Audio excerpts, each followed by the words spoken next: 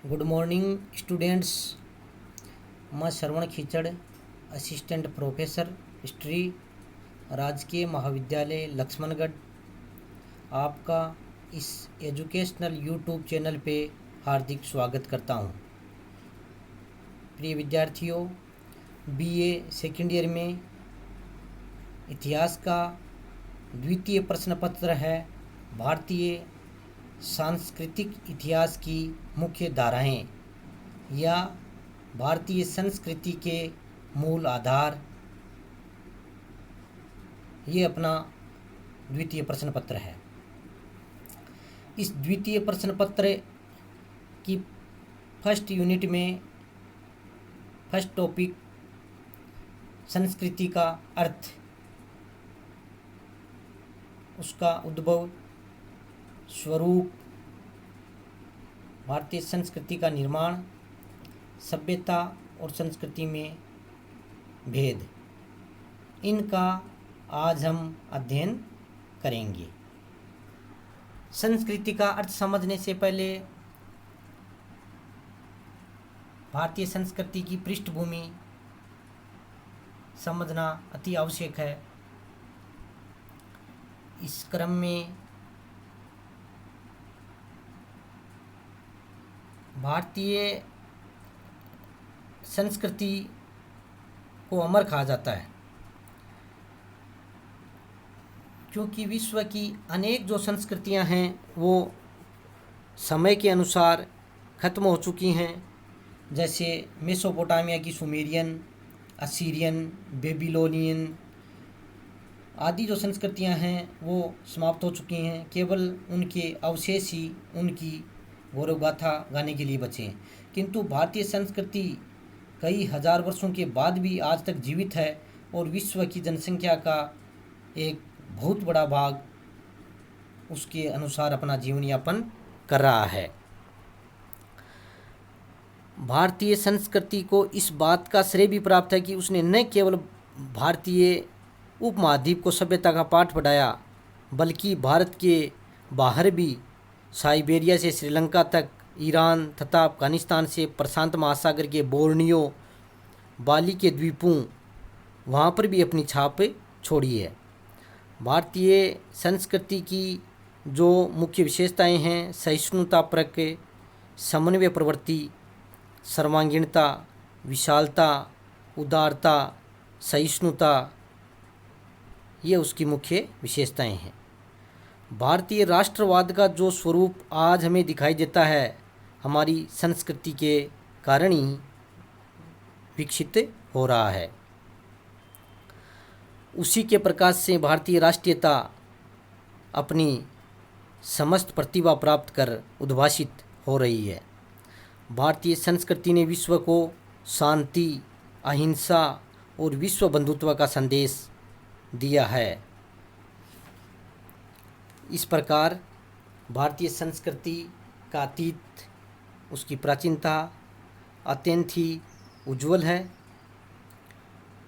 इसलिए हमारा दायित्व है कि हम भविष्य को भूत से भी अधिक उज्जवल और गौरवपूर्ण बनाएं। हमारे इस दायित्व की पूर्ति तभी संभव है जब हम अपनी संस्कृति का गहनतापूर्वक अध्ययन करें और उसको अक्षुण्ण बनाए रखें। अब हम संस्कृति का अर्थ समझते हैं कि संस्कृति शब्द है सम उपसर्ग पूर्वक क्री धातु से उत्पन्न होता है। यह है परिष्कृत या परिमार्जित करने का सूचक है। संस्कृति शब्द मनुष्य की सहज प्रवृत्तियों, नैसर्गिक शक्तियों तथा उनके परिष्कार का द्योतक है। संस्कृति मनुष्य के भूत, वर्तमान तथा भावी जीवन का अपने में पूर्ण विकसित रूप है। विचार और कर्म के क्षेत्र में जो राष्ट्र का सृजन है वही उसकी संस्कृति है। सामान्य शब्दों में हम संस्कृति का अर्थ इस प्रकार समझ सकते हैं। ये परिभाषा आपको अपने शब्दों में याद करनी है। साधारण शब्दों में ही इसको आपको बताया जा रहा है कि मनुष्य ने धर्म, दर्शन, विचार, कर्म, साहित्य तथा कला के क्षेत्र में जो उन्नति की है उसे संस्कृति कहते हैं। प्रसिद्ध विद्वान ग्रीन के अनुसार संस्कृति ज्ञान, व्यवहार, विश्वास की उन आदर्श पद्धतियों को तथा ज्ञान व व्यवहार से उत्पन्न हुए साधनों की व्यवस्था को जो कि समय के साथ परिवर्तित होती हैं उसे संस्कृति कहते हैं। व्यापक अर्थ में संस्कृति की परिभाषा हम इस प्रकार दे सकते हैं कि संस्कृति वह जीवन पद्धति है जिसकी स्थापना मानव व्यक्ति तथा समूह के रूप में करता है। वह उन आविष्कारों का संग्रह है जिनकी खोज मानव ने अपने जीवन को सफल बनाने के लिए की है। अब समझते हैं कि संस्कृति का उद्भव यानी भारतीय संस्कृति का उद्भव कब और कैसे हुआ। अनेक विद्वानों में इस बात को लेकर मतभेद भी है। प्रसिद्ध विद्वान व्हीलर की मान्यता है कि इसका उद्भव और विकास पश्चिमी एशिया की सुमेरियन संस्कृति के प्रभाव से हुआ। अन्य विद्वान चटर्जी की मान्यता है कि इसका निर्माण द्रविड़ों ने किया था। लेकिन इन विद्वानों की मान्यताओं को स्वीकार नहीं किया जा सकता क्योंकि भारतीय संस्कृति की कुछ ऐसी विशेष बातें हैं जो कि विश्व में और कहीं नहीं मिलती। इसमें पीपल के वृक्ष की पूजा, बैल का महत्व, स्नान और ध्यान, अपनी लिपि और कला शैली आदि के धार्मिक आचार विचार और कहीं नहीं दिखाई देते हैं। इस प्रकार ये स्पष्ट है कि सिंधु संस्कृति भारत की अपनी स्वयं की है और यह सैकड़ों और हजारों साल पहले से चले आ रहे रहन सहन के विकास का परिणाम है। ऐतिहासिक दृष्टि से भारतीय संस्कृति को किसी और संस्कृति से जोड़ने का कोई ठोस प्रमाण उपलब्ध नहीं हुआ है। समय के साथ साथ यहाँ का ग्रामीण जीवन शहरी रहन सहन में बदल गया, सामाजिक व्यवस्था में विकास हुआ, लोगों के विचारों में नयापन आया तथा जीवन के प्रत्येक क्षेत्र में उन्नति और संपन्नता दिखाई देने लग गई। संस्कृति का स्वरूप। संस्कृति के मुख्य रूप से दो स्वरूप होते हैं, भौतिक स्वरूप और आध्यात्मिक स्वरूप। मनुष्य के जिन कार्यों में या क्रियाकलापों में बाह्य विश्व के संस्कार एवं परिवर्तन की प्रधानता होती है उसे भौतिक संस्कृति कहा जाता है। कृषि, पशुपालन, भवन निर्माण, विभिन्न वस्तुओं का उत्पादन आदि भौतिक संस्कृति है। इसमें बाह्य विश्व की भौतिक प्रगति की प्रधानता है।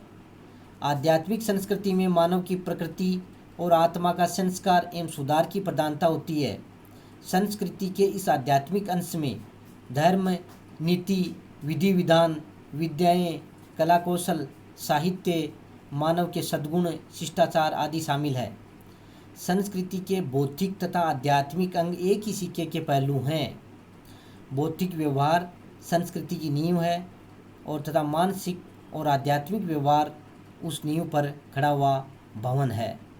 संस्कृति के भौतिक एवं आध्यात्मिक स्वरूप एक दूसरे पर निर्भर होते हैं।